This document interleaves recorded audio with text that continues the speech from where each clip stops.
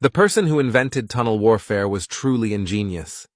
American soldiers, navigating through the tunnels, could be impaled by steel spikes if they were not careful.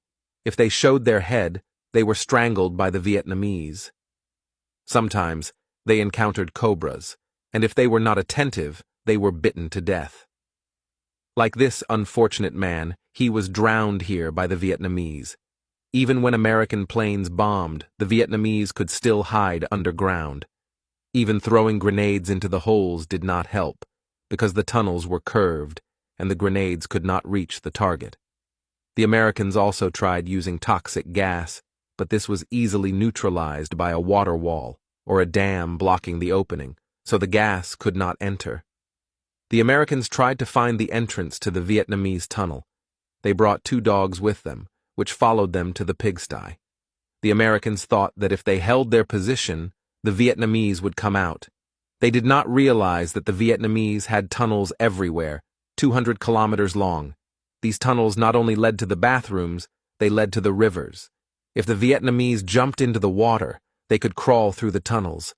The craziest tunnels even reached the American headquarters. They slid in the middle of the night. The traps in the Vietnam War were brutal. The American soldiers suffered greatly. The Vietnamese invented the pedal trap, a steel plate in the shape of a shoe specially designed to confront American soldiers. Once an American soldier stepped on it, dozens of bamboo sticks would directly pierce their legs. They suffered terribly. There was also a bamboo trap against which one could not guard.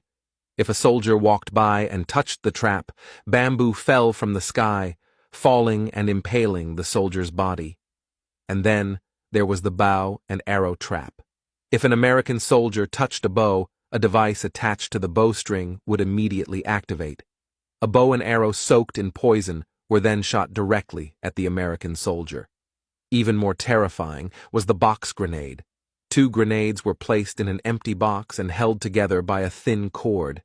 If an American soldier passed by and touched the cord, the grenades would instantly explode. And finally, there was the snake trap. The Vietnamese would throw snakes into the traps. The unfortunate soldier who fell into them became the viper's prey. The men above were terrified to see this.